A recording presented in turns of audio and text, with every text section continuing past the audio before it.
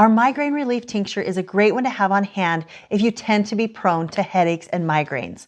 In my house, this has been a pretty big deal. We've tried a lot of different things, and I know there's so many solutions to headaches. My daughter right now has been getting about 3 migraines a week, so she needs to be taking this every single day as a preemptive strike against those migraines so they don't come. When you get a migraine, like I do, just kind of out of the blue and not very often, you need to catch it right at the beginning, and then this will help calm it down, help it not get so bad. But the trick is really catching it at the beginning. I know in the past, when I was using over-the-counter pain relievers for my migraines, I would kind of take the wait and see approach. When I felt like a migraine was coming on, I didn't want to take a handful of ibuprofen just in case it didn't get that bad. So by the time I was taking the medication, it's because I was in a bad full-blown migraine. And that is not what we want to do with this tincture.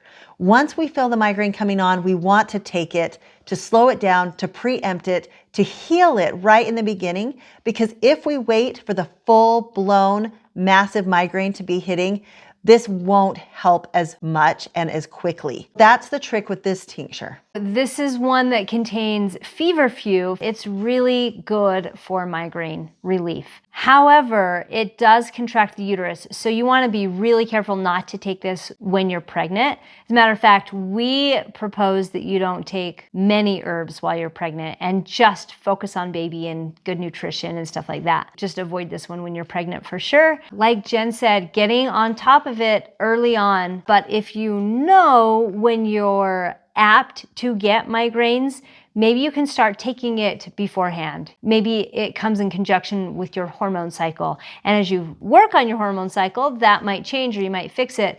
But at least you'll have this going to try to avoid that migraine coming on in the first place. There's nothing that we add in the end that's special. We just make the tincture, we press it, and it's good to go. Just like some of our other tinctures though, this won't solve your migraine problem all on its own. There's several other things that you can do to help the migraine problem.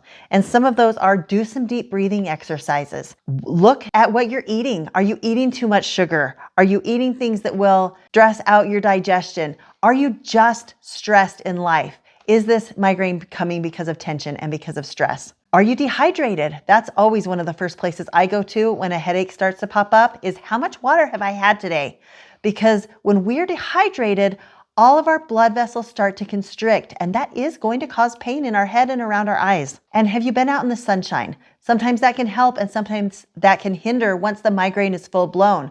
But if you know you're prone, make sure you're getting that vitamin D, make sure you're getting in the sunlight, and that can help stop it up front. Do some of these things, take the tincture, and you'll have great results.